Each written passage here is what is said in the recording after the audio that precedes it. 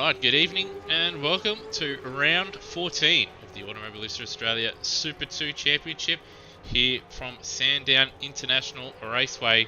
We've got a championship battle which, from the last time we saw, there has been some minor changes to the standings after a little bit of a kerfuffle after, I believe it was race 1. It was after one of the races, I can't remember which one, where Line Mitch picked up a penalty. Tonight, joining me in the commentary box isn't just Mr. Peter Savage, who's also got a returning Brendan Ross. So, gentlemen, how are we?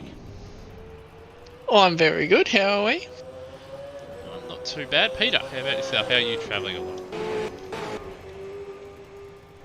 Well, rest in peace, Peter. He'll be back at some point. But F in the chat. Yeah. Michael is dead. Well, good work.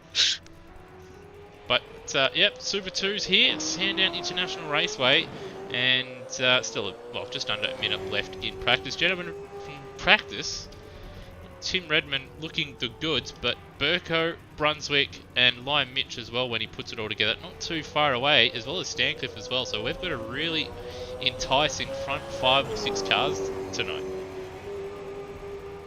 Yeah, well, I'm just looking here and it looks like the top 8 are within a second of each other, so that's pretty much recipe for very close racing. Certainly, there's also got a couple of newcomers in here. So on screen we've got Peter Thrower. I don't remember. I think is he Freakish in the Discord? Or is that the other new guy? I can't quite remember. Dane Pedro is Peter Thrower and Freakish is Freakish in game. No, there we go. So Bloody freakish. yeah, Freakish, and as you can see on your screens, all cars that do have retro liveries available have been chucked on. So from the old Botlow retro liveries, old Volvo liveries on the Gary Rogers Motorsports cars. We've got the green-eyed Monster, a couple old HRTs, 360 Hornets as well as a Jack Daniels out there as well. So good to see these retro liveries around a retro track, and around this circuit as well. From what we've seen in practice, it isn't, and obviously we've all raced around this circuit in the past. The reverse mid race here, it's going to be a little bit difficult, I reckon, for some of those faster guys, if they don't make up spots immediately on the grid, to find themselves towards the front of the grid. You'll go on off recent history for the group. I think TCR would be the last one. Here and on your reverse grid races, it was tough then, and for a supercar with big tyres, little wheelbase, it's definitely going to be hard for them to make up those positions. So the start in the second race is going to be vital. Now we have ticked over to qualifying, and well, we have seen times into the very low and almost the 7s. I think a 108.0, I believe, the closest anyone's been, and that was Tim Redmond off the top of my head. Do we think anyone can crack a 7 this evening? If it is going to be anyone, I do reckon it will be Tim Redmond. Although Steve Burko, as I usually always bring him up with, he is generally pretty quick around here. There's a chance he might crack it as well. I reckon Hans will get it. He's a quiet achiever, and I reckon he's got the pace in him to get it. You can't count out Lion Mitch. He does seem to put it together in the qualifying sessions. He's got Stancliffe as well. Also quite handy. So all those front 5 guys, all within a shout of race wins and pole position here. But Sandown, it's a short little circuit. It's also a fairly simple circuit, but that's what makes it a real difficult circuit to try and maximise your lap. Because a slight mistake, say coming out of turn 4 there, and it's going to cost you a couple tenths here into turn number 6. And you definitely want to have that top end speed going down at a turn 6, 7, 8, because it's basically what makes or breaks your lap there. Now you've got Daniel on the road here as we're watching Daniel Cox go through it. Surprised we haven't seen cars behind him just sort of back off, but no, they're sticking around as Cox tries to build a bit of a gap to the Jack Daniels car in front of him, I should say. Depending on some of the drivers' pace, they might benefit from staying in the other person's draft, so some of them might play that card out. And just looking at Daniel Cox there, looks like his brakes were on down the straight there, so perhaps, yeah, Again, they're on, so perhaps a little bit of his pedals just playing off on him there. Haven't got live races up, but well, we've got Turbo in the Lightning McQueen cars going around there at turn 3. He did get stuck there, but on the other side of the road in practice, so familiar territory for him. Obviously, he's just the one over the first split line. Looking at live races, Hans has got the fastest in Sector 1 with a 26.05. He's coming just down the hill now, uses a lot of curb. Coming down to Dandy Road there.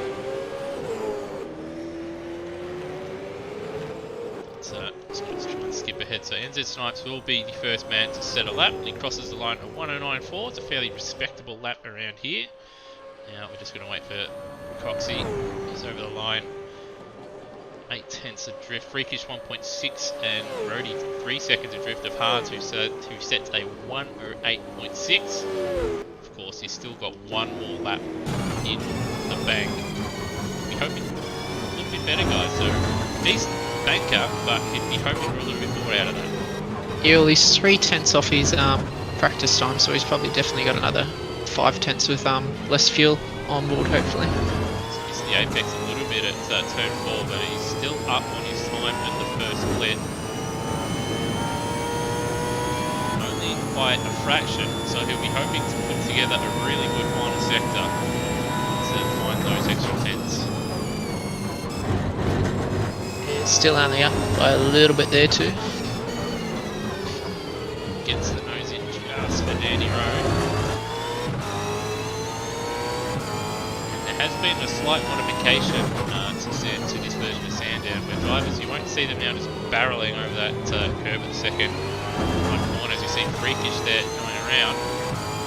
So there's track limits in play, and over the line he does find a couple of tenths in the final sector on 108.4. So respectable lap from Hans there. But we have seen fast in practice, but still, some of these faster guys are going to have to put it together, because it is very easy to lose a couple tenths around here.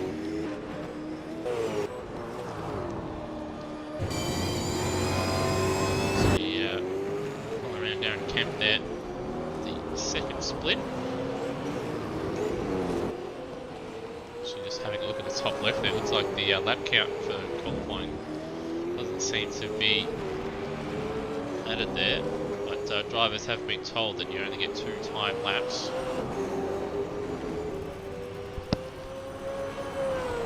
Kemp goes P9 with a 1:11.7. Dane Liccardo in 8th. He's now dropped down to 9th.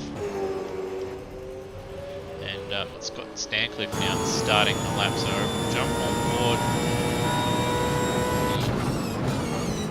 the Holden Racing team car.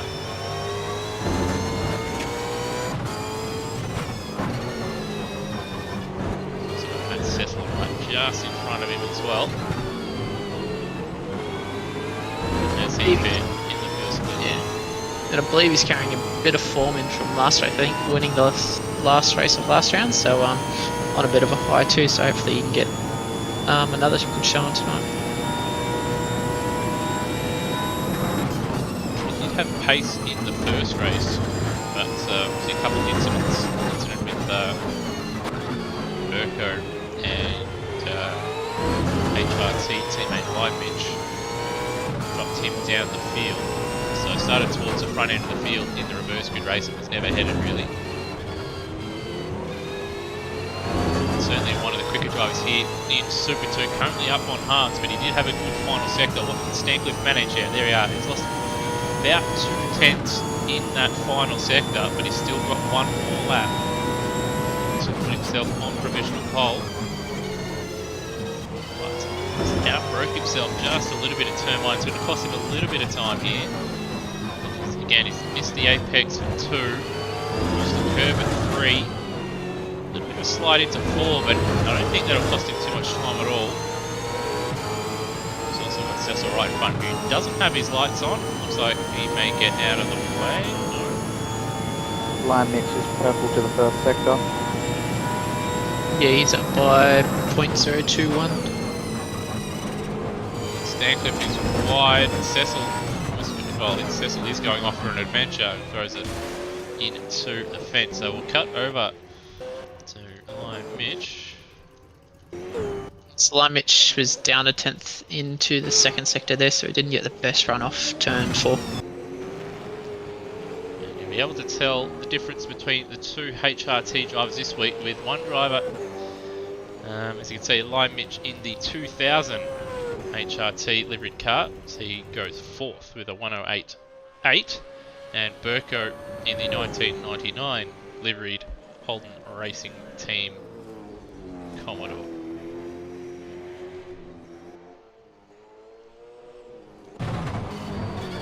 Lion Mitch looks to have backed out. So yeah, looks like he's going to back out of that one. And I wonder if he will go again and just say, well, this lap isn't a time lap. But anyway,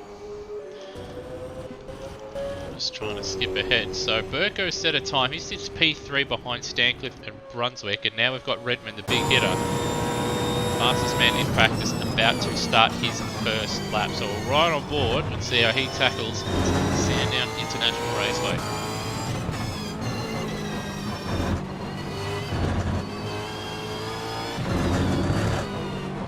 Turns in nicely into turn 4, and he's up by the smallest of margins in the first sector. And now the run to turn 6. Right, spot the turn in point, spot the cone.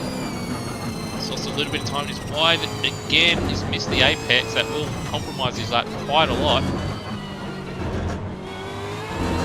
He's able to pull it up though at Dandenong Road.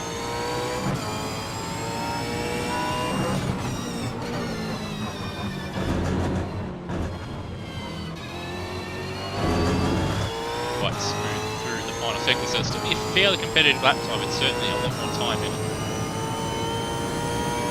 He just needs to capitalise coming out of turn 4 to get that run up the hill, which to the looks of it, Hans got the best out of everyone so far. See nicely through turn 1.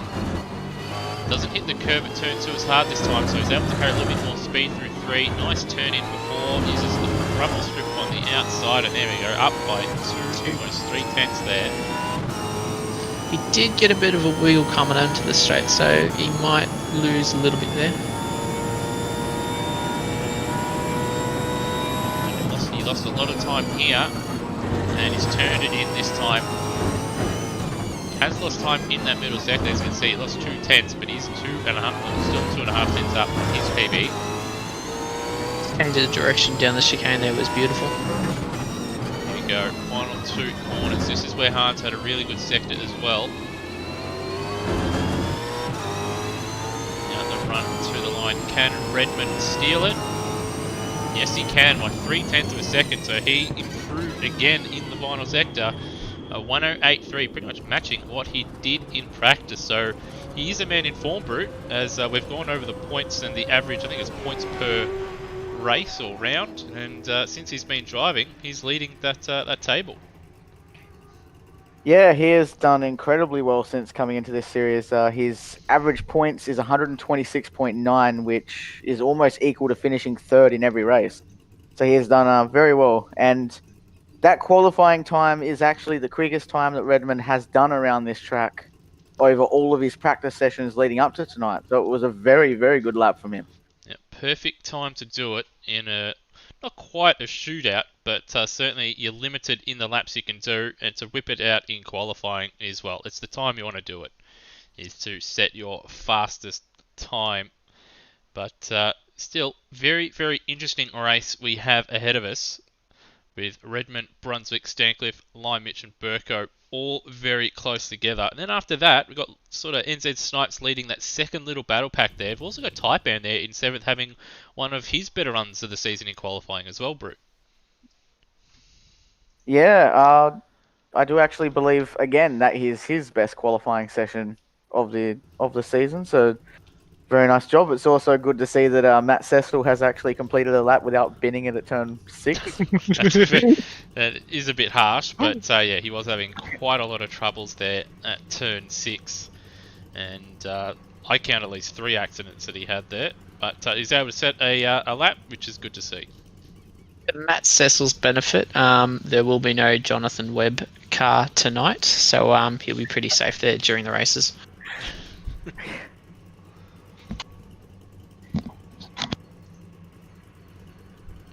Alright, so just bear with me for a second. Just going to be making some modifications to the YouTube page. So if Rossi and Peter could just sort of fill in some time, that'd be greatly appreciated.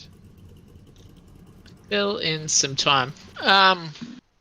Actually, what I wanted to ask you, Brute, how you said the averages. How's, for your points, how's Steve Burko and Lime Mitch rack up with average points per race? So Tim Redmond is, of course, leading it at 126.9. Lime Mitch is at 122, and Steve Burko is at 119.9. They are both second and third behind Redmond, and to the next car that actively races goes down to Brunswick at 102. So those 3 drivers are a little bit in the world of their own. They've definitely been very consistent in the races, and they've definitely shown their craft in this series.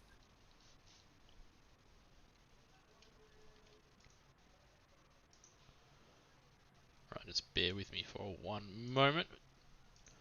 Just putting everything up on there. Obviously, the Automobilista Australia page. For those that are watching that aren't a member of Automobilista Australia, check us out on Facebook. Do search that in the search bar, and in there you'll find the Discord details, as well as all the other details for the other series we run, including GD3, obviously a supercar main series, got some classic ATCC from the 80s, as well as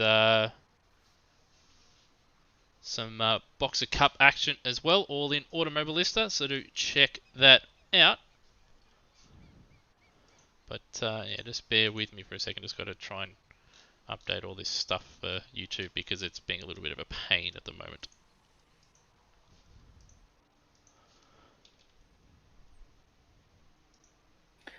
Well, little note for anyone watching along right now. Championship fight is between Steve Burko and Lime Mitch going into tonight's racing. Steve Burko is leading the championship 3,837 to 3,783, which is about 54 points. They have a 700-point lead over Nether in third. And for the hard chargers in the championship right now, you have to say Redmond is looking for his top 10 tonight. And I do believe Hans is actually not far away from moving up as well. Alright, I am back, so we'll be able to bring up the championship standing. So there it is on your screen. So Steve Burko leading the championship. Lime Mitch was going to lead the championship after the conclusion of race 2 last week, but we have gone through some incidents which happened, and he was found to have caused an avoidable incident at the end of, I believe, race 2. And he drove full speed into Scott Stancliffe's car after the race, which is a no-no in AMSOZ. And at the time, it was actually Stancliffe's son doing donuts. And the ruling that has been in place for about a year now was brought in for this reason, because his son was doing the donuts and got hit at full speed. He didn't see him coming, and it injured him. So that's why Lime Mitch has picked up a penalty for this one, but and that's why he found himself with a DQ and behind Steve Burko in the standing. So it does make for an interesting finale here, with obviously Sandown and the to be announced round in a couple weeks' time, gentlemen. We also have Nether there doing a really good job in third, being there every round, as has Termo. And got those two sort of coming together as well as the season comes to a close. So nice battle for first, nice battle for third. Fortunately, Liam Spencer no longer racing in this series. We've got Stancliffe now looking to move ahead of him. He just has to finish a single race and he's ahead. We've got Wayne Spencer 7th, NZ Snipes in 8th. Matt Cecil now moving his way up into 9th, and then BDS/Paul Morris, another driver no longer in the series, in 10th. Then over the page, the man on pole this evening, Tim Redmond, in 11th, so he'll probably find his way into the top 10 at some point. And then we have Rody, Daniel Cox, Hans Brunswick, another latecomer who I do expect will find himself closer to the top 10 sooner rather than later. Steve Bolger, another one that's dropped out of the series, in 15th. Glenn Miles, who hopefully is feeling a little bit better tonight. And then Cheese in 17th. Brian Walsh, Kalen Duncan, and Darren Kemp. And here is the team standings, of course. Holden Racing Team 1-2 in the drive standings and, well ahead in the team standings. But after that, 888 Race Engineering, they have moved ahead of Techno Autosport. But we do have Tickford Racing, who have been moving up since the addition of Hans, who's obviously elevated that team with Nether always there picking up points. And Hans, with a victory or two that he's had in his podiums as well, has seen them shoot up the standings. Super Monster Racing in 5th, followed by Ford Performance Racing, 888 Satellite Engineering with Rody and Glenn Miles. Then Gary Rogers Motorsport, which has moved up with the addition of Taipan and Tim Redmond. Then we have Brad Jones Racing and Jack Daniels Racing. And, well, for once, I won't forget this graphic. It's the actual circuit graphics. As you can see, round 14, Sandown International Raceway, located in Springvale. And 3.104 metres long. And a lot of action in that very short circuit. There was a bit of debate as to whether this would be 2 or 3 races when putting the calendar together, but it was decided to go to 2 races at 20 laps. And, well, just looking at the track, both you guys have driven it. What would you say is the most interesting part of the track, as well as the most difficult part of this Sandown Raceway?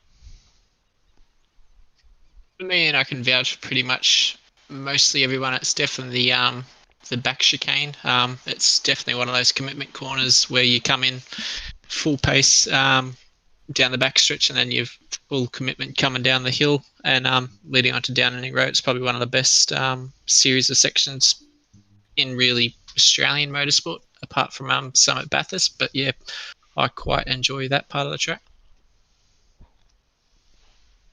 Yeah, I also find that the thing about Sandown is really the back of the track, and I'd probably say both runs onto the 2 long straights, because they really do change the time that you get at the end of the lap. And it can come down to one little tiny slip on the accelerator or hitting the gear at the wrong time, and you lose quite a few tenths just going in a straight line, which is everything around here. And I have just seen that a few people have left the server and come back in, so the race is slightly delayed. Yeah, generally we do restart the warm-ups just to give guys that may have issues a chance to come back in. So, well, warm-up was restarted. A little bit of a delay, but that's no real surprise. But I think, yeah, for me, the braking zone, not so much turn 6 itself, but certainly the braking zone for Dandenong Road, where you're sort of trying to navigate over or around the curbs. Because if you do lock your brake there, or you miss a gear, it's very, very easy just to run wide there at that hairpin. It will cost you quite a bit of time. Or worse off, if you're on a little bit wide, trying to go too wide for the entry, and you can find yourself spinning and ending up into the barriers. And that said, even at turn number 6 there, if you get that wrong, the barriers around this circuit, even with 25% damage for these guys, it will bite, because those tyre bundles around this circuit, for whatever reason, they kill cars no matter how much the damage threshold is set to. Yeah, they just bounce off it. I tried it in practice, and yeah, you almost end up on the other side of the circuit if you're lucky enough. Yeah, so that is something to look out for sure. Yeah, I do believe in the practice session that quite a few drivers were losing tyres at the back of the track. Hopefully the drivers can keep it under wraps in the race, but yeah, the walls were biting pretty hard, and you carry a lot of speed through through that part of the track, and the walls are not exactly far away. Yeah. I think most of them be wishing it'd be like the real circuit as it currently is with all the asphalt put down that side of the track now. Yeah, certainly a lot more room to play with since the addition of that tarmac runoff.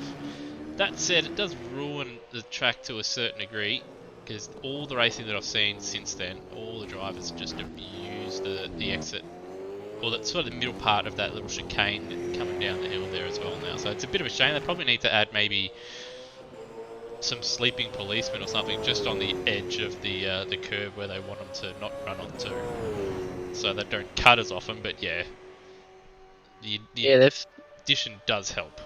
Yeah, they've sort of lost that bit of fear factor now through that part of the circuit, because they know if they sort of miss the corner entry that they can just sort of straight line it without any damage to occur.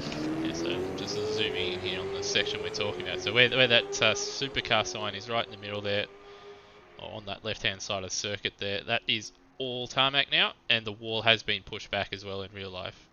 Have seen some big accidents in practice. We did mention Matt Cecil a couple of times. Ironically, that car in real life had a big accident there in real life with Hazelwood hitting the wall and frisbeeing upside down.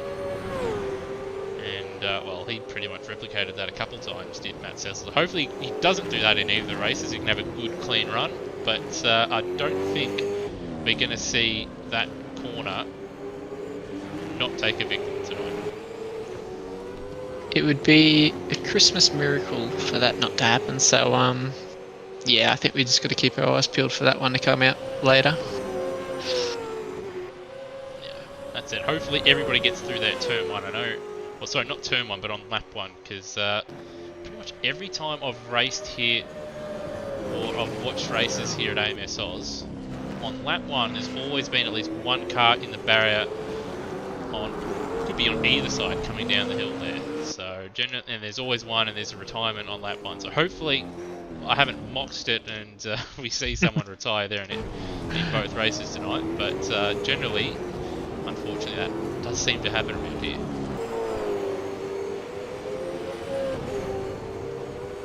But, just looking at Freakish, one of the new guys that has joined up the Super 2 series, had a staggering number of drivers. Brooke, you've got the numbers written down somewhere when you've helped with the points. It'll be upwards of 40 drivers now that have driven in Super 2, I'd imagine. Yes, Freakish and Don Pedro have become number 43 and 44, who have competed in at least a race of Super 2. Yeah, so massive amounts of drivers in this series. Thankfully, we've also retained most of those drivers as well. With, well, there's 22 right here, right now. So, absolute chock-a-block grid. There will be another season after this. There will be about a month's break between seasons. And the livery pack will be based off of most likely the 2017 Supercar season. So, stick around for that one. Or if you're interested in racing, not the highest level of Supercar racing we have at AMSOZ or in esports per se, but if you just want to jump in and have some fun with some drive raids in there to help you along, like TC and ABS, as I said, have a look on AMSOZ on Facebook, and yeah, give it a crack. And alright, we've ticked over to the race session, and now we just wait for the formation though.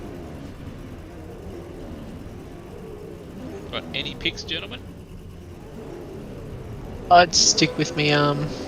Hans didn't do it for me in qualifying, but I think I'll stick with him for the race. I've raced him a couple of times now, and his racing craft is really up there with some of the best within AMSOZ. So yeah, I reckon he's going to be a good shot. Yeah, I'm going to go with the Vic local Hans as well. No, I reckon Tim Redmond. As much as I do like myself a bit of Hans, I think Tim just has the pace in this one. If he can get away cleanly, he will take it home. Anyway, Brute, why don't you run us through the grid here for a race one here from Sandown Raceway. So starting from pole, we have the Volvo VF Commodore of Tim Redmond with the I don't really know what to say about it. Hans Brunswick in second. Scott Stancliffe starting in third place, alongside Liam Mitch in fourth. Steve Burko starting out of P5 after his great drive yesterday in the main series. NZ Snipes and Taipan start 6th and 7th, with the green-eyed monster Wayne Spencer in 8th. In 9th we have Matt Cecil with Cheese starting in 10th. Darren Kemp starting out of 11th, with Daniel Cox filling out the 6th row. Kalen Duncan and Termo taking out the 7th row, with Nether in 15th. Newcomer Peter Thrower or Dane Pedro in 16th. Lachlan Locke in 17th. Hopefully he doesn't have any internet issues. Other debutant Freakish in 18th. Dane Liccardo 19th. Rhodey starting P20. Brian Walsh in 21st, in arguably my favourite livery on the grid. And Glenn Miles starting out of P22. Good to see Glenn Miles back in racing. He's been unwell the last few week or so, I think. So good to see him out there, ready to go. And drivers now starting to get up to the grid. It is an unusual grid, this one, where the actual start-finish line is way back. If you can see in the distance where that shell car is, that's where the start-finish line, or that's where the timing line is. But on this first lap, you may even see some drivers at the front on the first lap have laps that are almost faster than what the fastest lap of the race will be, because the start line is so far ahead of the timing line. 99% of the time, the fastest lap's always the first lap in any series at this circuit. And there's no staggered grid here, and as you can see, a very, very big field here. Turn 1, it's going to be a tight squeeze. It's also a championship battle to be had with those two HRT cars, as you can see on the screen, on the second and third rows. Just awaiting the lights here, so someone's just out of position, I think. I think that's Taipan. He's moving a little bit, but it should reset them after 60 seconds of inactivity here. In fact, it may be Brody at the back. Anyway, there we go. Let's move back. Lights are on. Away we go. Front row got away fairly quickly. And it looks like Burko's also had a decent start, but to turn 1 we go. And hopefully we get through there cleanly. And it looks like everybody has, so great effort so far. And Burko's got ahead of his championship rival. And now Lime mentioned Snipes duking it out, but Snipes has run wide, and that's Wayne Spencer up a couple spots, up into P6. It's dropped back into third after having a good initial jump, but then got a little bit too much wheel spin in his secondary start, and has now dropped behind Stancliffe. So Redmond's got the start he wants, but he's run wide there at the top of the hill, so he's going to lose a bit of ground. As they come now down to Dandy Road, we'll just stick with this camera and just see if everybody gets through there okay. There's Brian Mosh a little bit wide at the back there. A little bit of air time, a little bit of contact between the Nissan and one car there, just knocked him off the road, but not too big of a drama, it doesn't look like. So thankfully, it looks like everybody going to escape the first lap with only minor damage, if any. And Burko looking to get a move done early and try and get himself into a podium position.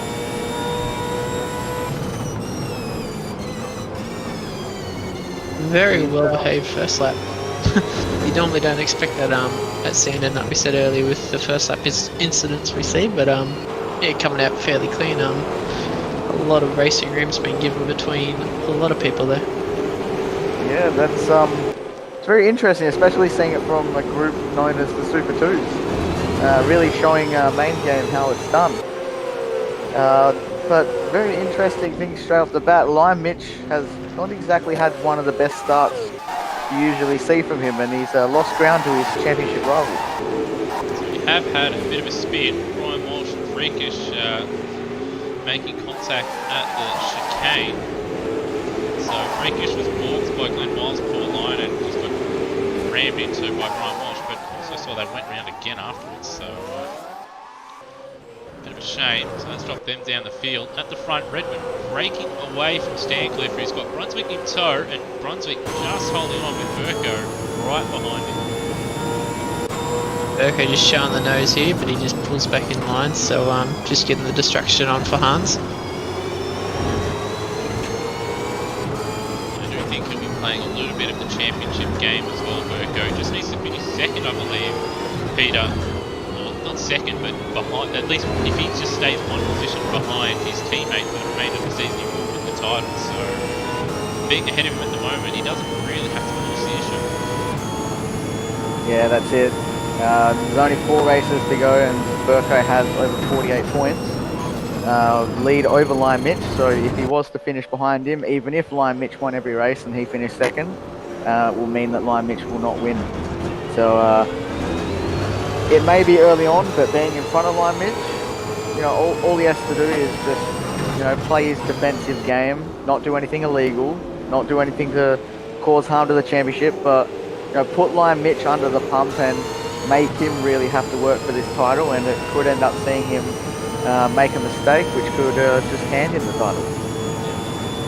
Also got his resident fangirl in the chat as well. Go Hans, every round, every series, but he's made a mistake as I brought that up. He's going to run wide and lose position to Burko, possibly even to Lion Mitch as well. No, only loses the one spot. So Midnight Owl asking if Hans is running a retro livery. Yes, he is. A lot of the drive, most of the field, I believe only 1 or 2 cars in the entire mod are not running or don't have retro liveries, so you will see throughout the field some older liveries on all the cars. So Burko in the 99 HRT with his teammate in the 2001. It's front 5 there, massive gap over Wayne Spence already, who's got ahead of NZ Snipe, still a decent P7 there, and a little mistake there from Spencer keeping him honest as well. Now they've got Cheese up 2 spots in 8th, but Cox up 3 spots. He's got a little bit of a battle pack behind him as Cecil runs a little bit wide, and Taipan down 4 spots. Is that a 4-star? To make a move. Actually, Cecil into the penultimate corner. A little bit wide though.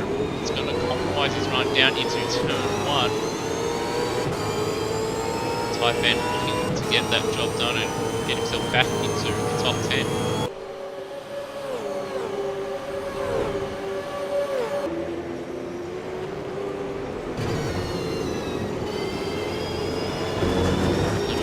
There, Taipan thought about setting up the inside at the chicane.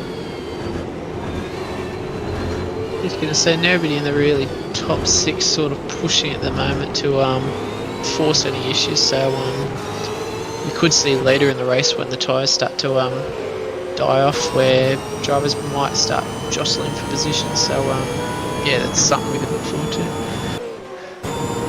Nice little battle pack as well, just behind Darren Kemp. We've got 3 cars. We've got Kemp,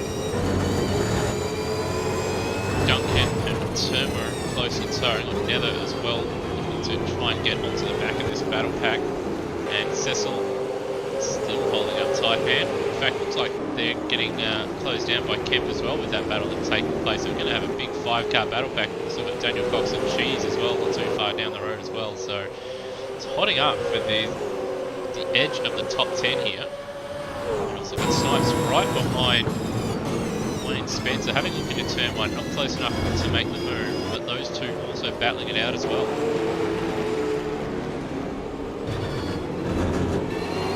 Yeah, and Snipes really has put quite a bit of time from what I've seen into tonight's race, and really paying off for him. He's doing a pretty good job of it. But yeah, your pick for tonight's race, Lewis, he's just slightly edging out that lead over Scott Stancliffe, just getting a few tenths on him every lap. And it honestly actually does look like Redmond is looking after his tyres too. He hasn't made too much of a mistake and he's not locking them up. He's keeping it nice and clean for the later part of the race. Yeah. Did take a look in practice. He looked very, very smooth out there, especially compared to the other drivers out there here in Super 2. So I don't, in this race one here, if he doesn't make a mistake, I can't really see him being beaten. Like Hans, second. yeah, it looks like Hans's tyres pressure's sort of come up to grip here because he's just made a move on Burko now. So Yeah, his car's starting to come on, I think, now. He's also just done the fastest lap of the race since Redmond's lap 1 of a 108.9. Hans has done a 109.0. I do reckon we may see some lap times in the 8s in the next couple of laps as the field starts to burn on. And then Stancliffe actually gained about 3/10 of a second in the first sector in this lap as well, so it looks like he's getting a little bit of a move on here as well. Two Kiwis, first and second. This is a Burko, looks like he was holding on for dear life coming down the hill there. His car wobbling all over the place, but he did manage to pull it up. But that will encourage Hans to keep pushing and try and get by. Just lost touch in the last couple there. Hans has been getting some amazing drive out of turn 4. Every single lap he is 2/10 quicker than any other driver in the field, and pretty much every other driver is only 2 or 3 tenths apart, but he's 2/10 ahead of everyone else. So he's getting real pace.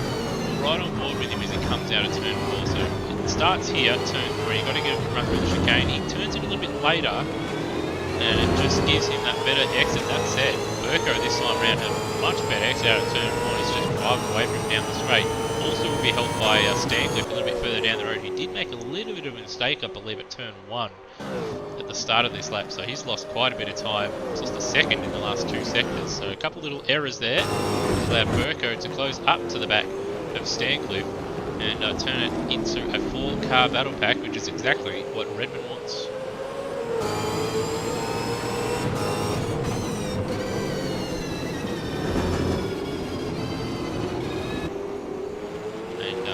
Burko's just inch away from Hans, who's now coming under a bit of an attack from Lion Mitch. Burko, fastest lap of the race, 108.8.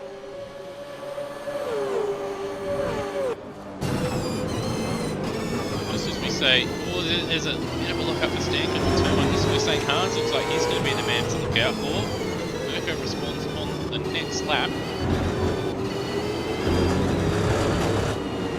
Right behind Stancliffe.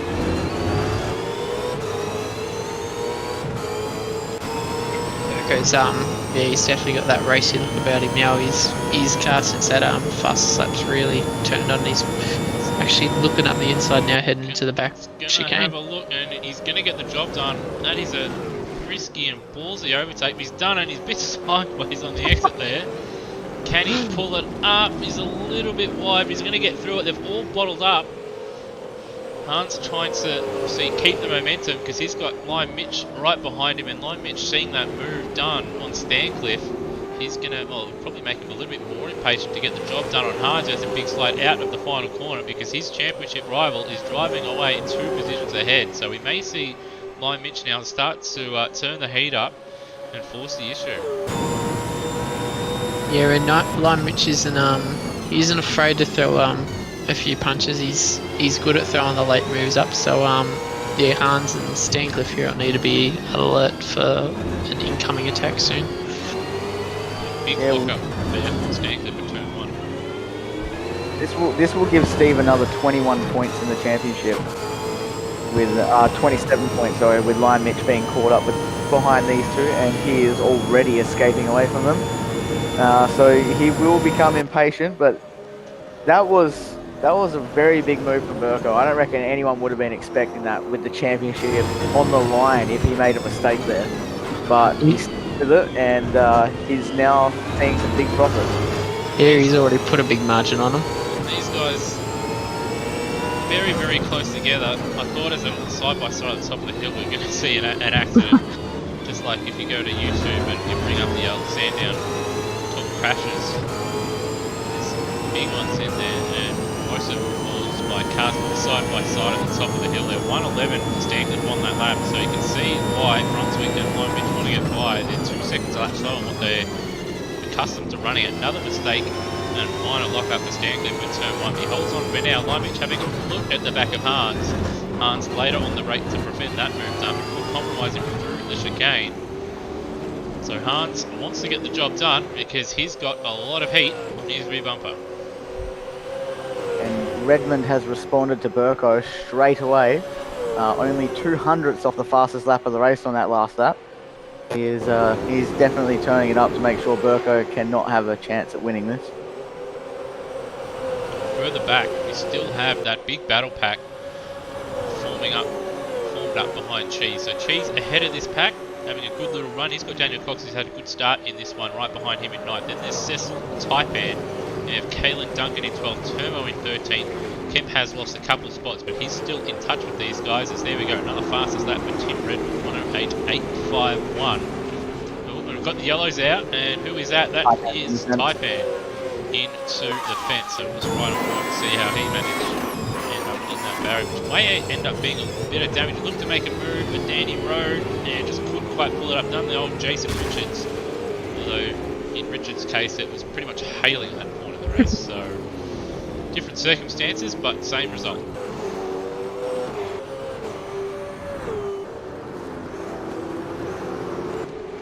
And I've also got Snipes and Wayne Spencer duking out. It's good to see, actually. Pretty much every driver in the field at the moment has someone to race with, which obviously keeps all the drivers engaged and lap times up and about as well.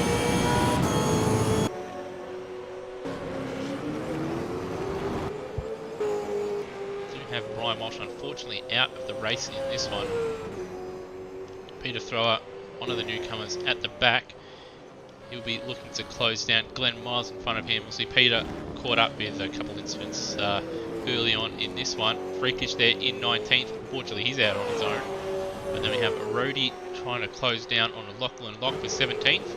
And then we've got Taipan after he's off, looking to close down Dane Liccardo in 15th in the Erebus car, which hasn't been seen for a while. Last run by, I think, Wayne Whitmore.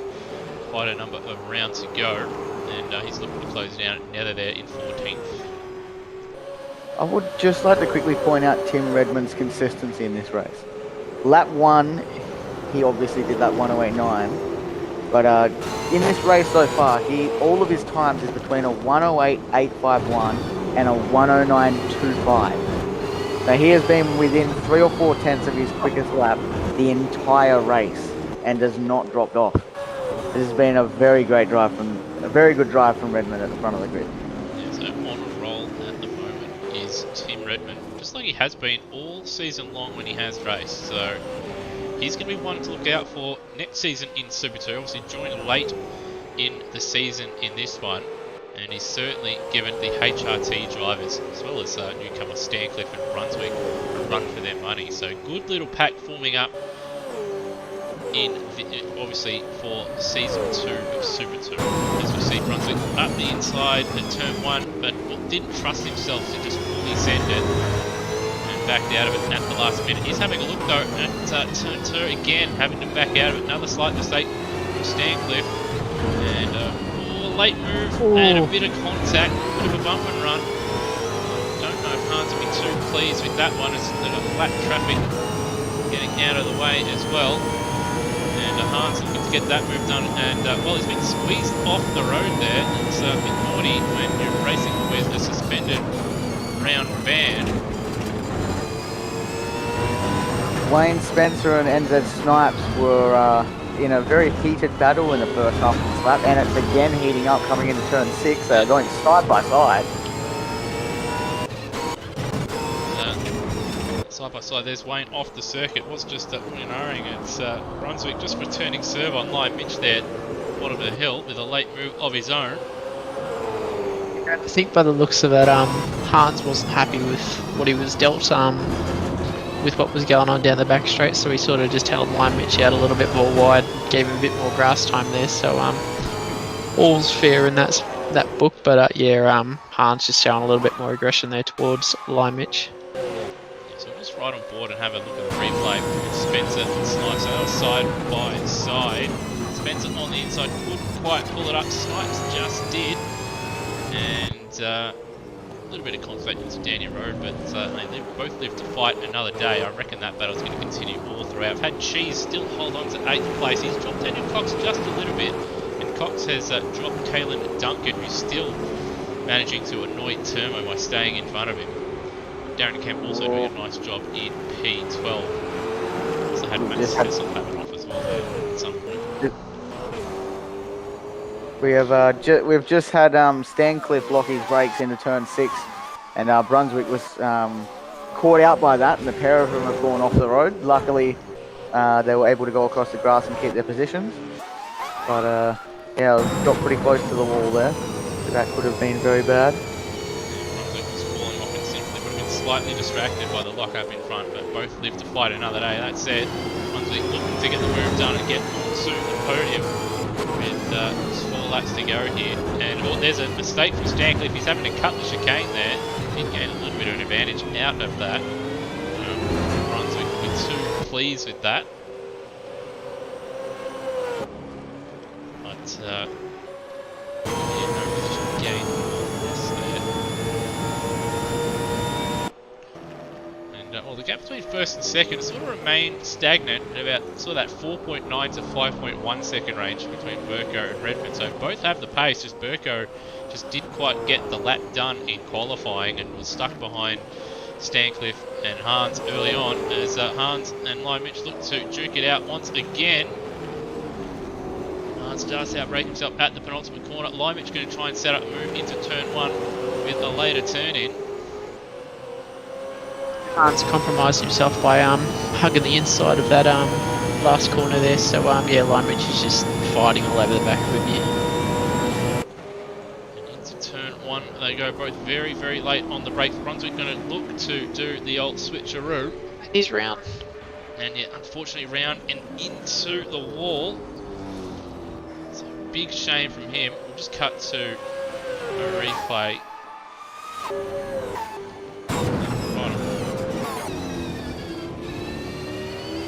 So he just tried to get the switcheroo on and unfortunately just gassed it up a little bit too much while he too much throttle down. He's just in front of the Snipes and Spencer battle, which continues to rage. But that gives Stancliffe a bit of breathing room around, time to just relax a little bit.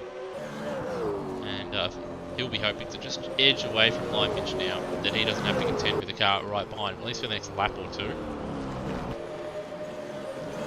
And just further back though, Turmo still right behind. Kalen Duncan has done a really, really good job here, now into the top 10. And Brunswick's had another off here because he's dropped 2 positions, so... I was just about to say that because I think he might be carrying a bit of damage because he easily lets Wayne and NZ Snipes through just down one of the little straights.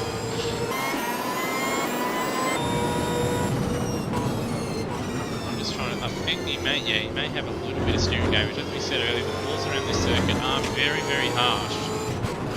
But he didn't make a mistake or anything. It looks like he's just travelling just a little bit slowly at the moment.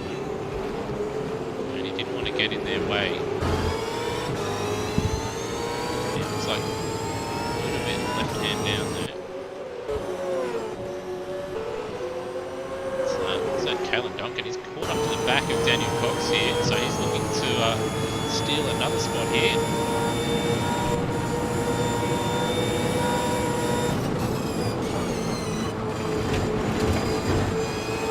We can put him firmly at the top of the hill.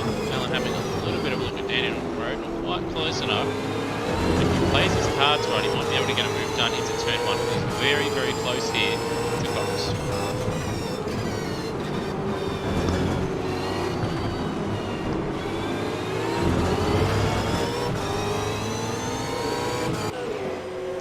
Looks like Turmo's had a little bit of an excursion somewhere, so we'll just cut to a little bit of a replay in the old Lightning McQueen livery.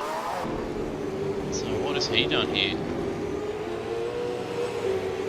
Oh, he's just gassed it up into the final corner. Did a good job not looping the car, but his rear tyres certainly won't like that. I think a number of drivers actually starting to struggle just a little bit with their rear tyres. I have noticed that guys are starting to slide around just a little bit more than what they were just a couple laps ago. Yeah, the lap times for some of the front runners have kind of really dropped off as well, and mistakes are starting to creep in. I have been watching the front runners the last few laps for lap traffic because they just have caught up to 2 of the rookies of the series that have only joined the last few rounds, and both of them have shown, you know, they have both let they've both let both of the front runners through on the straights, and they've clearly got out of the way, backed out, gone behind them, and drove onwards. Yeah, had to throw there on the grass, Very letting people go there, bottom of the hill. So he knows he's not racing anyone and smartly just getting out of the way. He's got Hans again, just backing up massively in that last lap. I reckon Cheese might even overtake him at this rate. But a little bit further back, do have Duncan having a little bit of a look on Cox. Very, very close at turn 1. A little bit of a slide on the exit, so there may be a bit of action there. But we'll just cut to the front of the field. We haven't seen him really since the start of the race because he's never been headed. But Tim Redmond now, 2 corners to go, and to take a quote out of Mortal Kombat, it's a flawless victory here for Tim Redmond. Pole position, and well, he's absolutely towed them up here. 5 seconds clear of Burko, who's doing what he has to do in the championship fight. Finishes ahead of Lime Mitch in 2nd. Stancliffe will finish in 3rd, with Lime Mitch coming home in 4th. And after a race-long battle with Wayne Spencer, Snipes just has to get it to the finish line. Doesn't loop it. He'll finish a very solid P5. Well done, NZ Snipes. Then we have Wayne Spencer in P6. And Cheese does get 7th in the end. So good job from Cheese. Cox 8th. Duncan will hold on to 9th with Termo right behind. And then Brunswick falling all the way down to 11th. Perhaps just trying to... Maybe after that spin, he was just trying to play the old reverse grid angle here, and maybe just wanted a better starting spot for race 2. But also got Kemp there, solid 12th. Nether will finish in 13th, followed by Dane Liccardo in 14th. Taipan, he'll be a little bit frustrated with that 15th place finish after a good effort in qualifying. Rody 16th. Matt Cecil, he'll be a little bit disappointed as well, but look, he's the second race specialist, so look out for him in race 2. Then we have Lachlan Lock in 18th. Freakish in his first race back to cross the line in 19th place. There we go. And then Peter Thrower in 20th, with Glenn Miles and Brian Walsh the only retirements. Oh, gentlemen, pretty intriguing race 1 there, but something tells me race 2, maybe a little bit of carnage, but it's certainly going to be a cracker race. Yeah, well, Sandown, I think, like we brought out on the outset of the stream, that it's notorious for being hard to pass at and having some of the most dangerous corners. And then add in the mix of faster guys at the back and sort of your mid-range slower drivers towards the front. Yeah, I think we're going to see a bit of action. Hopefully not a lot of damage, but we'll probably most likely see a bit of bumping. Yeah, for sure. And the early laps, I reckon, for me, are going to be the crucial ones for the leaders. If they end up being stuck in that mid-pack for a little while, they may even be stuck there all race. We may see, obviously, do have Matt Cecil starting towards the front. We've got Hans as well starting in the mid-pack as well. So if Hans and Cecil can get away cleanly and make up spots at the start, it's going to be pretty difficult for the likes of Redmond, Burko, Lime Mitch, who, well, you can't really count out Lime Mitch in these races because he is so good, but it is such a short lap, and it is pretty narrow as well, which may make it a bit difficult for Lime to make it through on that first lap. So yeah, the start will be crucial to make up as many spots as possible, and then they're probably going to have to hope for a couple incidents from some of the faster guys earlier on in that race to sort of really have much of a chance, I think, because it is going to be difficult to find the lap time necessary to close the gap down in the towards the back end of the race. But not even the lap time. There's a lot of strong guys in that midfield who they're not the easiest person to pass. So a lot of them are going to hold their own and make it difficult for some of those faster drivers to get through because they are all fighting for a championship in some way. But yeah, it'll be good to see some of the slower guys get up there and sort of make a bit of a name for themselves. Would be good to see another new winner out there. Now, Brute, we have had a number of winners. We have had Neville Relmian pick up his first win. I think we've had Termo maybe win a race. Cecil's won a race. Stancliffe, Burko, Lime, Mitch, Hans. Do correct me, Peter, if I think there is a couple others or one or two others, but I just can't remember off the top of my head. It would be good to see though a few more, and maybe another winner as well. Well, Tim Redmond as well, obviously winning that last race. It would be good to see another new winner here. Yeah, we have been lucky to. I would probably say that this series has probably thrown up the most winners of any series that I've ever watched. We are up to 11 different winners that I do know of. But one interesting fact is probably that we have almost half of the drivers that have signed up have a podium next to their name, which is really good to see. Yeah, but one driver that you did miss that I know of is Noah Tara. I don't know if you missed anyone else in here. Billy Dougal's Probably the long run. Yeah, he's picked up a win as well. Yeah. yeah, he's got to win. Yeah, the only two big race winners has been Lime, Mitch, and Burko, with Redmond starting to get up there now. Which it is very good to see a lot of winners. It'd probably be good for Lime, Mitch, and Burko just to share the wins around a little bit more, because they do have more wins than the rest of the grid combined. But it has been very good to see the amount of winners come out of this series. Yeah, I think a big thing for me, seeing, like as you said, almost half the people that have raced pick up a podium. I mean, that for me is the big thing for me. Just seeing a big wealth of seeing new guys that aren't normally on the podium, or might, in other series, may not have a chance to sort of race at the front. In the reverse grid races, they end up picking up podiums and good results. So hopefully that can continue. Obviously for the rest of this season, and then obviously a month and a half, 2 months down the line when we run season 2 of this. So it's good to see, and hopefully we can see some of the new guys have a chance as well. It's also good for the series too. It makes everything fresh, like we've seen in the group, where some series have been dominated by certain drivers. Like we've seen it in TCR, we've seen it in certain supercar seasons, and sometimes in GT3. So yeah, to have that mixed pool of talent here in Super 2 is quite good to see. Yeah, we'd like to Yeah, thank Foley for completely ruining the TCR for a season there, and just dominating the field. So thanks, Foley. I believe Dwayne Davies won the last season, so Foley's yeah, a bit of old news for that. yeah, I believe he is the first person to knock Foley off in a touring car in AMSOZ, so that's very good to hear. But yeah, the main game V8s and the GT3s have dried up with the same three people appearing on the podium a lot lately, and it's the same in the V8s. But yeah, it does make it really, really sweet when you see someone who isn't meant to be on there get on the podium. Steve he could have been very close to getting one on the weekend. We've had Lewis pick up a few podiums. I've got my first podium. We've had Rosella come over from ASC, I believe, and he dominated last night's proceedings. He showed a lot of form last night, beating the likes of Stenberg. And Stenberg's no easy feat. Like he's been around the sim game for well over 10 years, and he's one of the fastest guys out there. So yeah, Rosella really showed his good form last night. Yeah, it's good to see too. It's good when series has a lot of different winners, and sadly, there's been a few drivers that have dominated some series lately.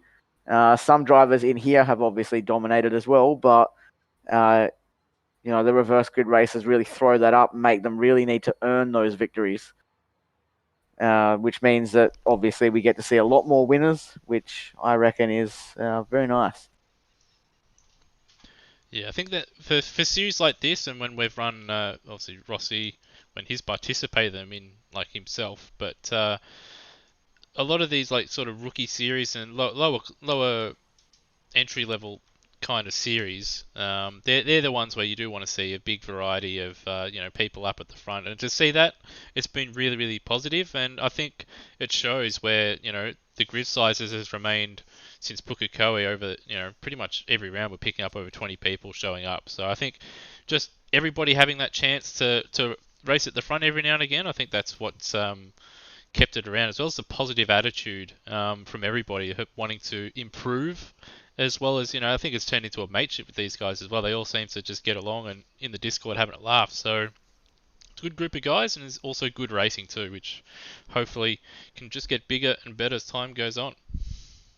Even the Discord, like tonight, there was already 18 people before the official server was officially announced. So it just shows that guys are really interested in the series. But then also having 40 people that's participated already, that's easily the biggest in the AMSOZ participation for one series. So yeah, it just shows that everyone's really getting along and having a good go at it. Yeah, you also get to see a lot of different names at the front of the grid to what we'd see in any other series, where obviously everyone races in every series, but some people have been locked out of here, and it gives the chance for some of those drivers that are trying to knock on the door of getting those wins to come in here, get some confidence, and then try to prove it to the main game runners.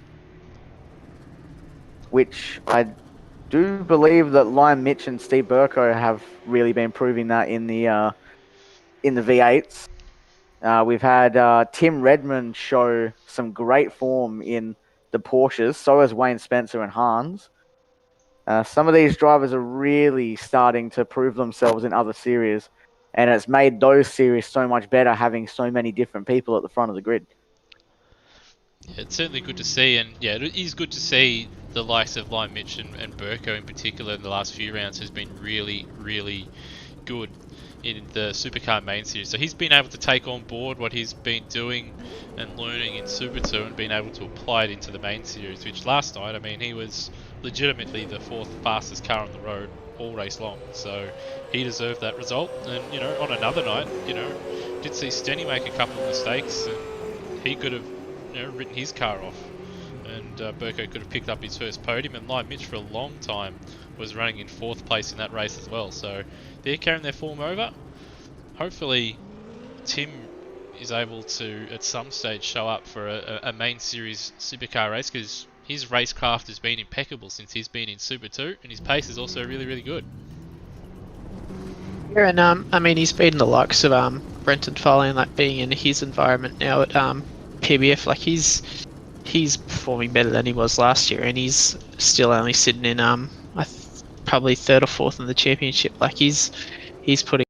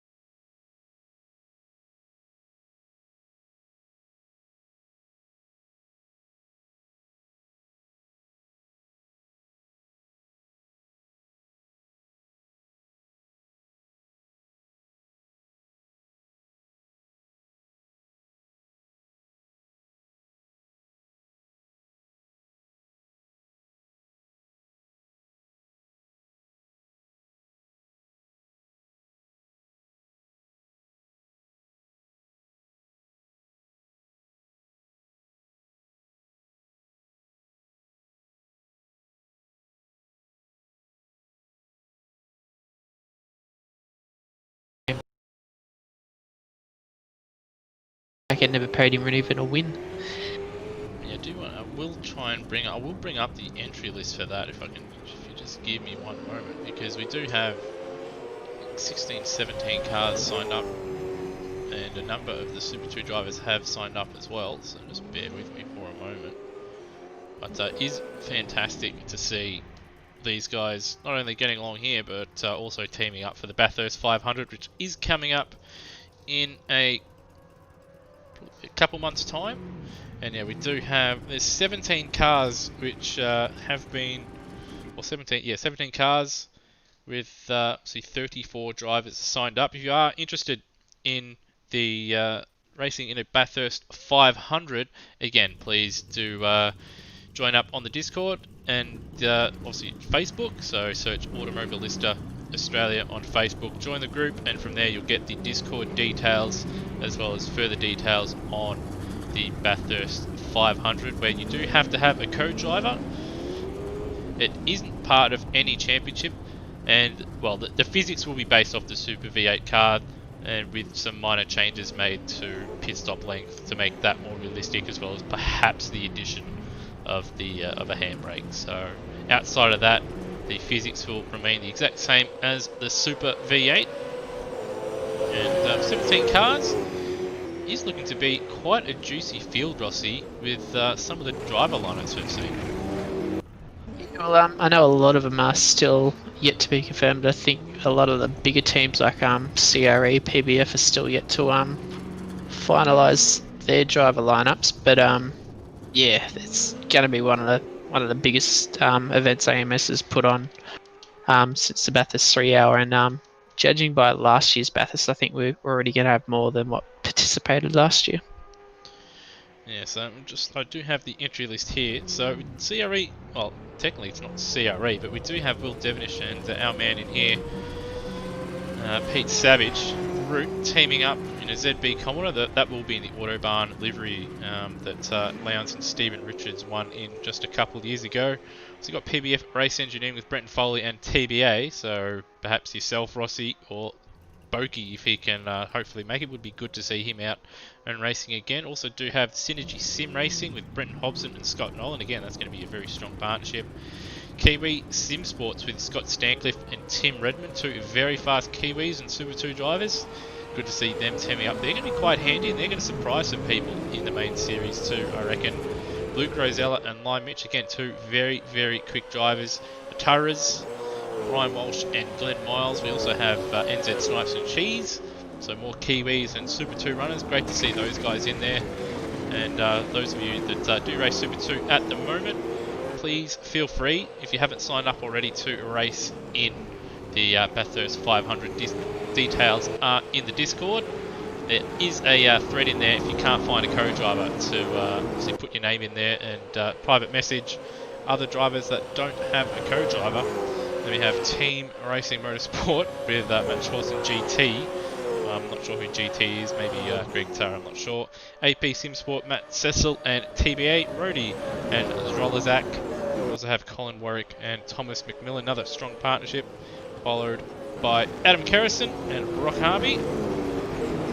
Cam Rutledge and Aaron Thomas, that'll be a decent partnership as well as the Spencers teaming up, so two family teams in this one, with the Taras and the Spencers, and we've also got Kurt Stenberg and Dane Warren probably going to be at this stage the pick of the field. They're also signed up.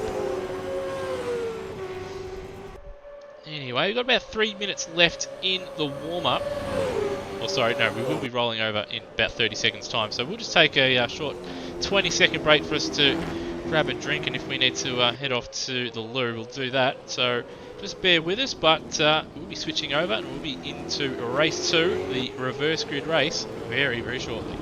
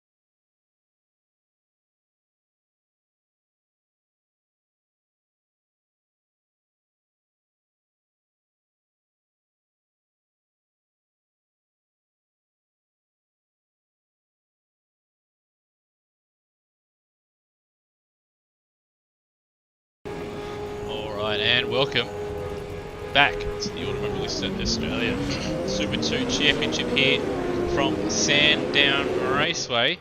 And the formation lap is underway, but we've got Dane Liccardo and Taipan still in the pits, so they've missed the start, unfortunately. But I think Pete's still returning from the men's room. So, Rossi, why don't you lead us through the grid for race 2 here from Sandown, as Freakish does a little bit of lawn mowing there at turn 2 and 3. He does do a bit of Jibbers lawn mowing, but yeah, Freakish will start on pole for our reverse grid with Lachlan Lockie in second in the 2004 Shell car, Matt Cecil in third, our reverse grid expert, Rodney in fourth. Yeah, Dane Liccardo, having missed the start, is in fifth. Nether Ralium is in sixth. Actually, I should say Stephen, because I pronounce that wrong all the time. Darren Kemp in seventh. Hans Brunswick in eighth. Termo in our Lightning McQueen Mobile in ninth. Kaylin Duncan in 10th. Daniel Cox in 11th. Cheese in the second of the Nissans in 12th. Wayne in the Green-Eyed Falcon in 13th. Snipes in 14th. Lime Mitch, the first of our heavy hitters, in 15th. Scott Sandcliffe in 16th. Steve Burko in 17th. Tim Redman, our race 1 winner, in 18th. And then Glenn Miles, the first of our DNFs, in 19th, followed by Brian Walsh, and then Peter Thrower in 21st, who requested to start at the back of the grid. And of course we do have 2 cars starting from the pit lane, so hopefully they don't get themselves DQ'd. In fact, I'll just cut over and just make sure they don't cross the old line.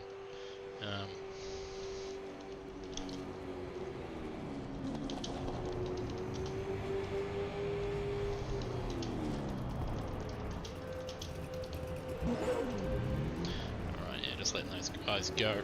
Well, sorry, letting those guys know not to cross the old pit exit line while the light is red there, because it is a mistake many people have made, Rossi, and it is an instant DQ. Yeah, I remember back in the day, yeah, some people were famous for doing it over and over, but yeah, haven't seen that happen for quite a while now. Alright, so drivers now starting to form up. Our front row, well, they're a good half a metre away from the where they can form up, so we are actually missing our third row of the grid. Yeah. Tyler's dropped out of the session, and Liccardo is starting pit lane. It's a shame.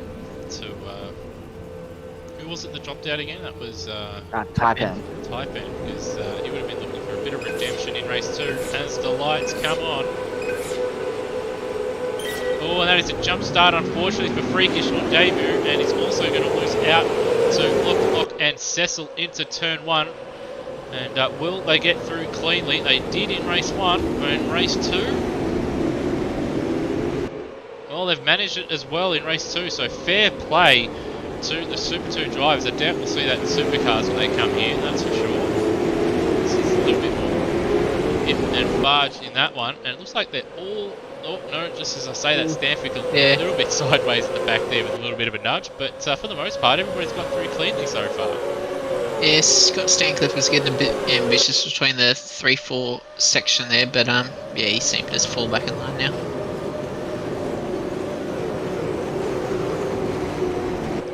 Just see the field now, it's just stream through the field, and looks like a bit of contact. No one off the road, but certainly some contact noises there. But Locke in the lead. He's done a really good first lap here and set his race up nicely. Unfortunately, Freaky's going to have to come into the pits. He's got 3 laps to serve the drive-through. And Dane Liccardo has got going after starting from the pits. A little bit further back. Now that they're in 4th, he's up 3 spots.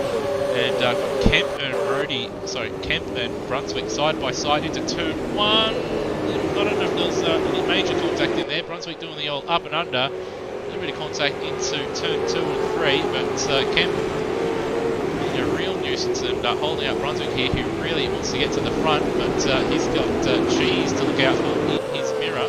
And that's Spencer. He's gone around there and clipped the barrier. I wonder if he got a little helping hand there, just jump on board. So he'd already lost out to Burko, and I can see Light Mitch and Redmond as well there. So Wayne looking to make a move at turn 4 and a bit of contact with Burko, and he just spun it into the wall there. So he's down to 20th. But Locke still leads as we're coming to the end of lap 2. So he's doing a really good job here to start this race. Yeah, hasn't put a foot wrong so far, but yeah, like was said, Matt Cecil, he seems to be our race 2 expert, and he hasn't let him go and looks to be sizing up a move down the main straight right now. It's going to be a good run here. Battle of the late breakers, and Cecil gets the job done. Looks smart and just doing his best to try and stick with Cecil. And do have Freakish, who does have that penalty looming. He will have to enter the pits on this lap or he will get DQ'd. Also had Hans, he's moved up. He's got ahead of Kemp, who's lost out to Cheese as well. It's a good run from Hans now into turn, as they come up the hill towards turn 6. And he backs out of it just, but still keeps the pressure on Rhodey. Cecil leads Block second. Nether late on the brakes, somehow avoids an incident, but Rhodey had a little bit of a spin there. I'm trying to see where the contact came from him. Nether dropping now all the way down to, well, he's going to drop a pack of spots here after a little bit too late on the brakes. And that, once again, that's Rhodey around again, so I think he's had 2 helping hands there. So we'll cut to a replay. So Rhodey the first time just ran unfortunately into the back of Freakish, and then once again in that whole melee of cars there had a bit of a helping hand there from one of the Hornets. So unfortunately for Rhodey, down to 18th as Freakish enters the pits. I don't think he realises it's not a stop go, it's a drive through that he has. So I think he may find himself with a DQ here. Just in the just happened then, but Hans Brumwick just got on 2 wheels coming through the that first chicane there, and yeah, nearly rolled the car, but still going now, so he's all good. Certainly. Well, if he could actually do us a little bit of a service here, we'll see him just clear the penalty for Montley Freakish there, because I don't think he knows how it works. But got Redmond now side by side with Duncan, who was hoping to move forward. Unfortunately, the faster guys have caught up to him by the time he's been able to move forward. It's just with that fast enough to race in the 10s. We've got yellow flags out for something. And Wayne Spencer has just sent Nether at the penultimate corner. a little bit of contact with the Walkie car, a couple of car lengths beforehand. Yeah, that's a bad one. And yeah, he's redressing that position. So he knows he's done wrong there and doing the smart thing and redressing the position. Cecil leads. Brunswick now looking to get by Locke, and there's Stancliffe. He's the man on a mission at the moment, up 13 spots with Lion Mitch a few seconds back. So this is going to be quite a tasty final 15 laps with Hans trying to close down Cecil, as well as trying to put a gap on Stancliffe and Lion Mitch. As we see Stancliffe almost sending it up the inside, but backing out at the last moment at Dandenong Road.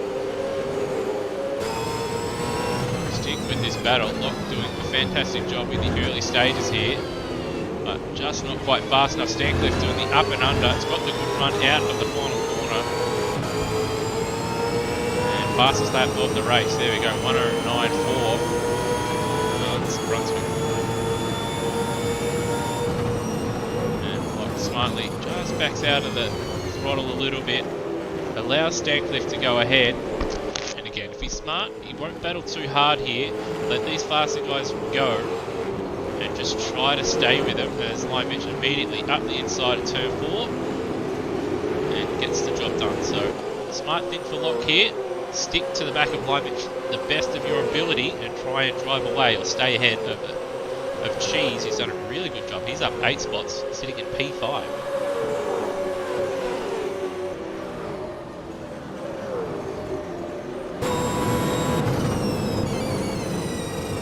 out of all this now. He's up into 7. He's actually closing in on Matt Cecil at a pretty rapid rate.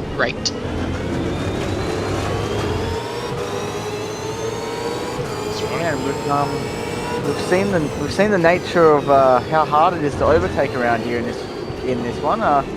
Redmond and Burko have really struggled to get through the field, being on the end, unluckily, of a few of the crashes being held up a little bit, while some of the other guys like Lion Mitch and Stancliffe have been free to go through the grid.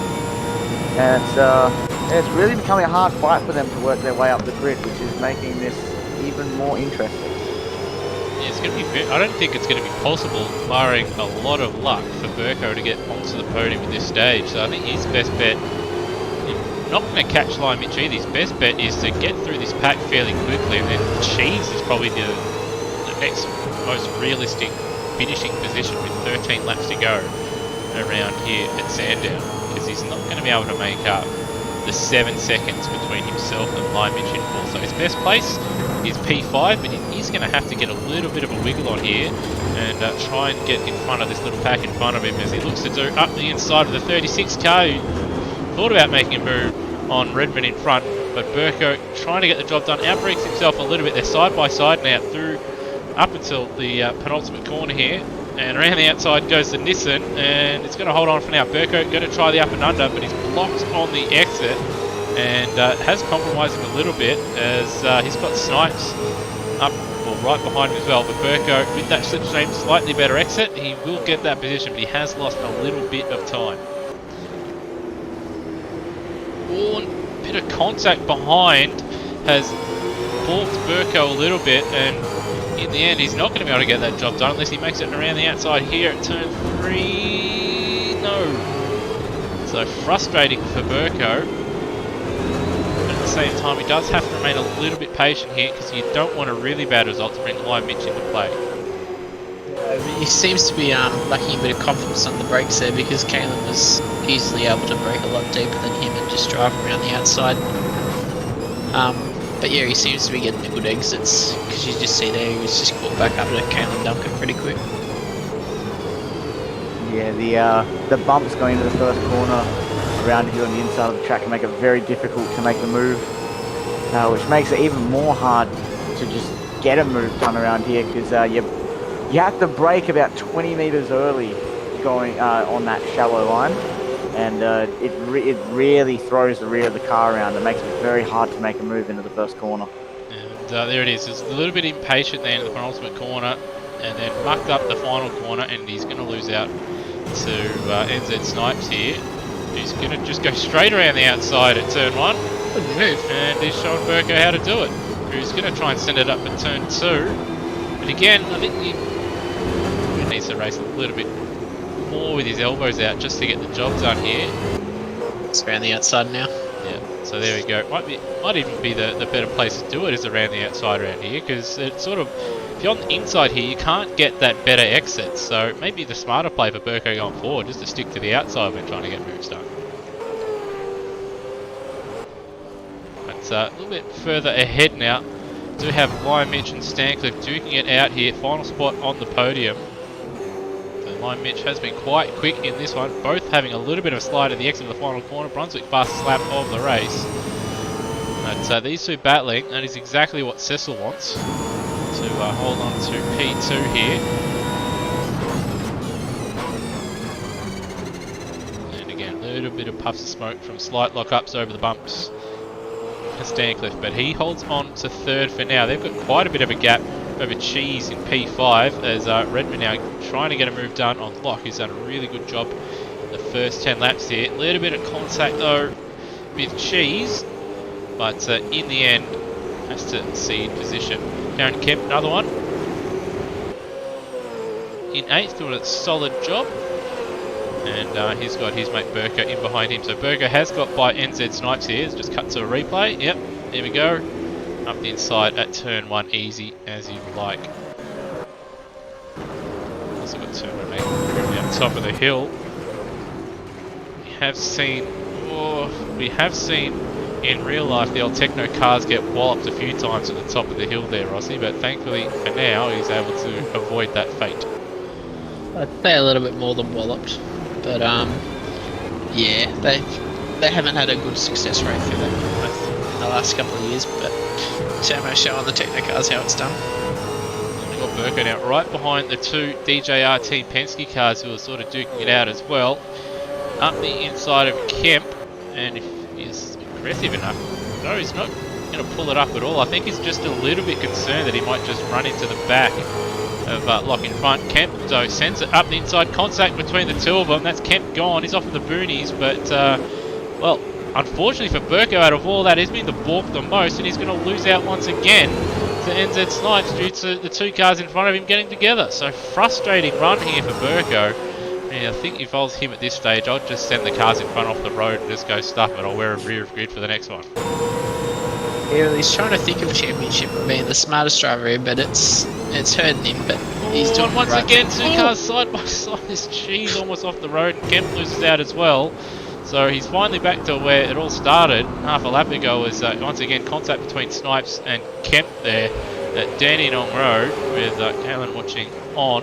But he's lost out a lot of time to Tim Redmond further down the road. He's lost about 3 or 4 seconds on this lap alone. We'll see when they cross the line, but he's lost a lot of time. Yeah, a 13.3, and his best was a 19.3, which he would be setting if he weren't in clear air, which he should hopefully get into turn 1 here.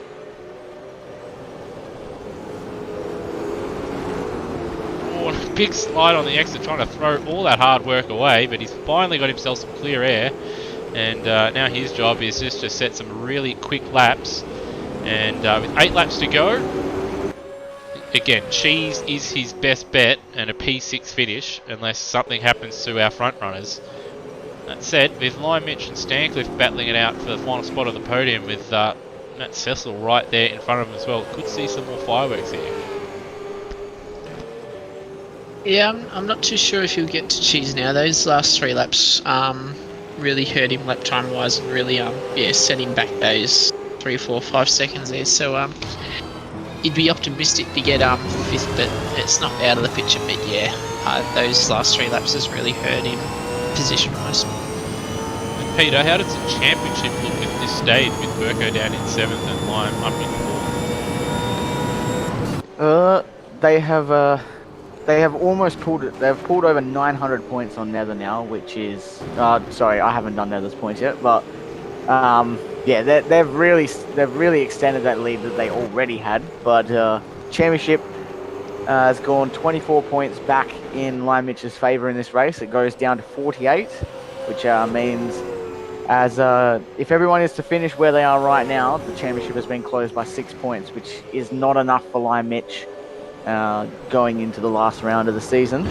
Also going into a track where, I wouldn't say many people know about it from what you have said. And, it could potentially throw up some interesting racing with some drivers not exactly knowing the track as well as they have known most of these tracks this season. Yeah, so it is an R-Factor convert. It's in the Southern Hemisphere. And that's all that's going to be said until the track is released. I see Stancliffe now having a look up the inside of Cecil. He gets the move done very, very late. Cecil's got to be smart here. And, well, he's trying to fend him off here and hold on. But Lime Mitch might try and go 2 for 1 contact between Stancliffe and Lime Mitch. And Stancliffe in the fence. He's going to have suspension damage from that right on board. And yeah, I don't think he's going to be too pleased with that one. We'll just have another look at that on the replay. But yeah, Lime Mitch just trying to go 2 for 1. Oh, nah, that doesn't look too good on the old replay. So we'll see how that all pans out. But Lime Mitch P2 for now. Cecil holding on to P3. And Stancliffe down to P4 out of all that with Redmond closing. But Hans about 10.7 seconds out in front and travelling on quite nicely. As Cheese runs a little bit wide there at the penultimate corner. The gap between Cheese and Burko, 4 seconds with 5 laps to go. And Steve brought that lead down by 1.8 seconds on that lap. He is absolutely flying. This will be a battle. And he's really going to need these points too, because there's Lion Mitch sneaking up into second. Unless Stancliffe can claw him back, the championship is down to 30 points going into the last round now. And that is looking much better for Lion Mitch. So Stancliffe did get that position on Cecil again. And running wide there, coming down the hill. But he's still within striking distance of Lion Mitch. We want to get in that slipstream range, so he's probably going to need to find, well, after that mistake, he's probably going to need to find about 7/10 to a second to be in that range. Once he gets in that range, around this track, you don't necessarily need to have the faster car, but we'll keep him in touch. But he's going to have to put together a couple laps. So a 9.2 for Lion Mitch and a 9.5 for Stancliffe. We did see him make a mistake on that last lap, so would expect Stancliffe to find just a little bit more extra time if he doesn't keep making these mistakes. Oh, it's got Cecil around. You got Cecil around. He's going to lose position to Redmond. We've got Burko closing in as well. So Burko will get that position. So that is important for the championship for Burko, with him starting to close down as well on Cheese, who moves up into P5. So championship changing stuff. Yeah, that is that really sucks for Cecil.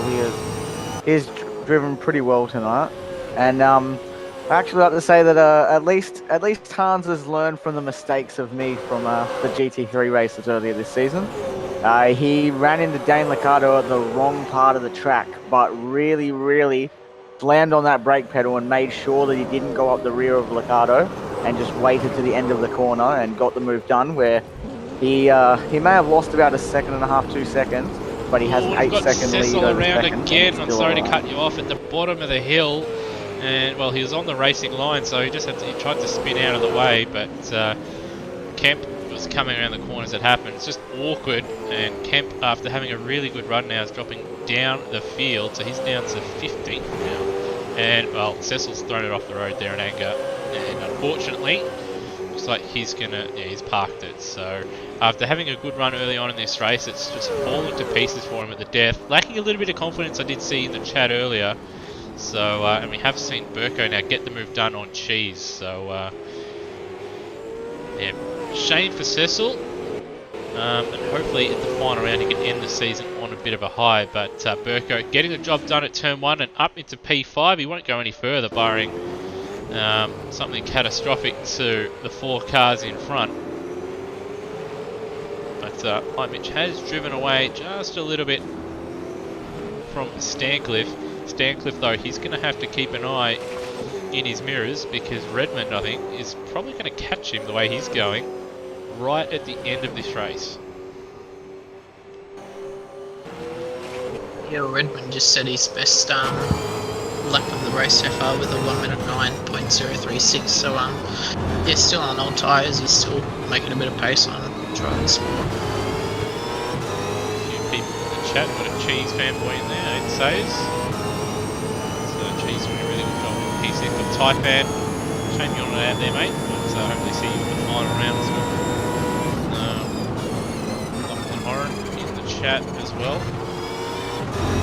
Should be out there racing. Better get in there, mate. Hopefully see you in the final round. But Duncan also doing a good job here, holding off a pack of cars here in P8. He's one that's is quietly improved as the season's gone on, as Taylor Duncan, so it's good to see him running in the top 10 at the moment. And he's running ahead of Turma, who we all know is a fairly solid, consistent driver, so good driving here from Duncan. Yeah, it's been a good drive from Cheese, Snipes, and Duncan, who may not be as quick as some of the drivers right at the front of the grid, but the pair of them have all worked their way forward in this race. From starting near the rear of the grid, they've obviously had to deal with the faster drivers coming through at a fast rate, which obviously dampens their way forward. But a lot of them have managed to get forward and are all setting they're setting their decent lap times, and they're also doing a really good drive.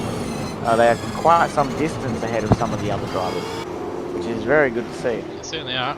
Duncan on that last lap did set a personal best, but he also made a mistake, so there's certainly a 9 in there for him if he can just put it all together. Fortunately for him, there's only a couple laps to go, but he is starting to find that little bit of pace.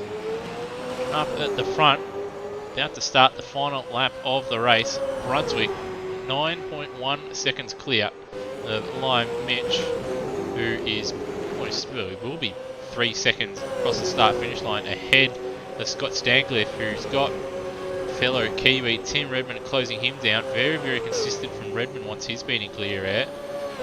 Low 109s and even a high 108 for him. Stancliffe, he's been in the mid nines.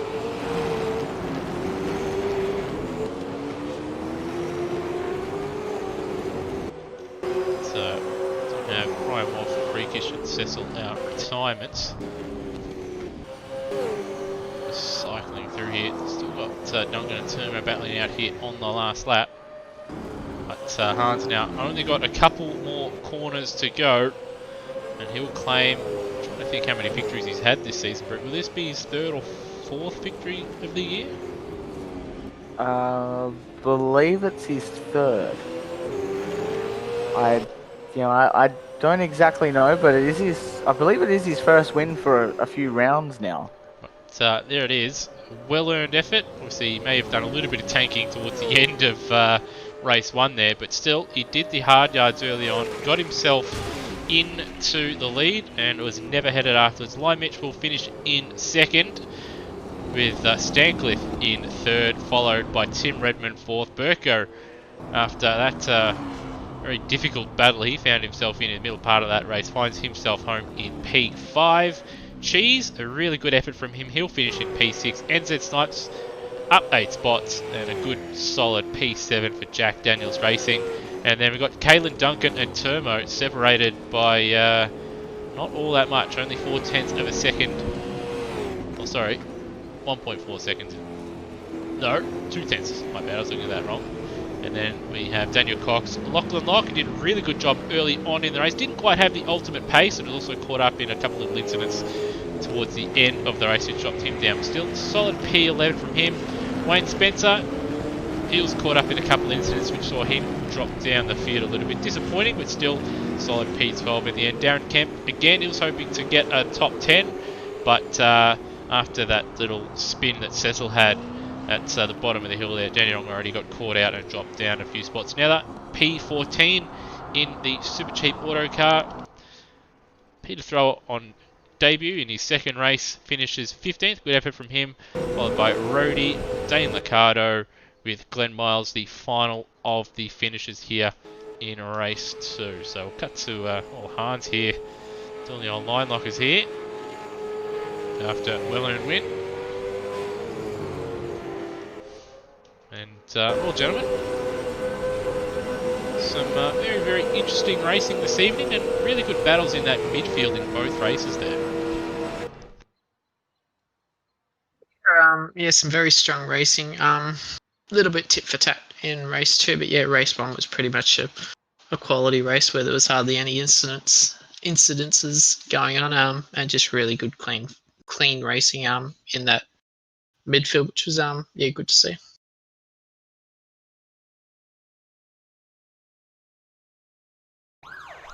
Oh, thanks for the input, Peter, as always. But I'm assuming you're doing the points, so that's yeah. The points are done now. Yeah, that was some cracking racing.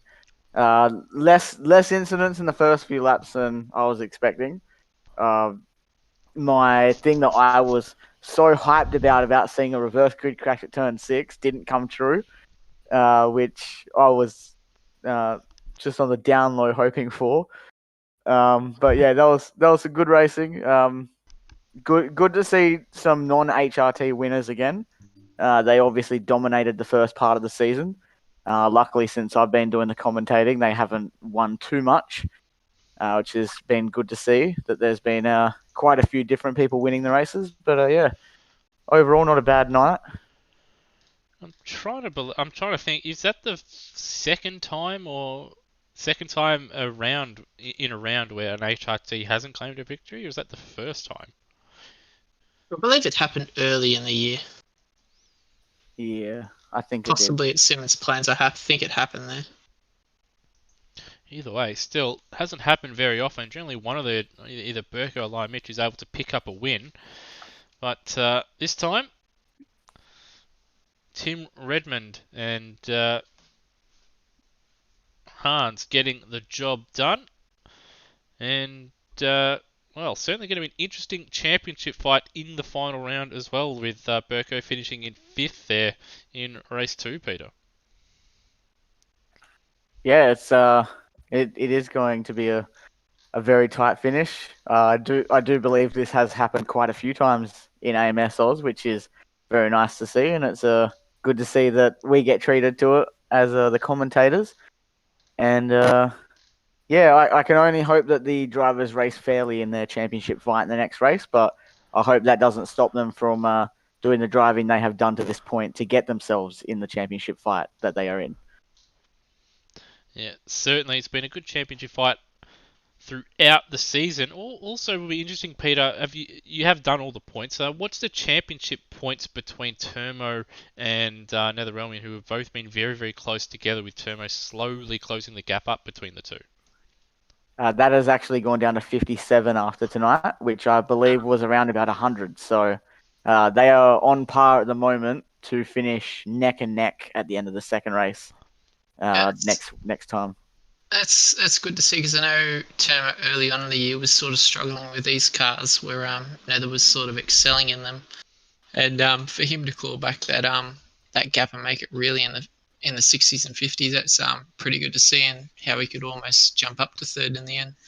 It just shows perseverance and consistency really is key when you're trying to put together a season, whether that be to win the championship, or whether that be just to finish, where you set yourself a solid goal of, say, 3rd, 5th, 7th in the standings. So it was a fairly big gap between the two early on in the mid-season for sure, but Termo through consistency now finds himself 50 points away, and we've got two very, very interesting championship fights between, obviously, Lion Mitch and Burko for the outright championship, and then Netherrealmian and Termo for 3rd place in the standings.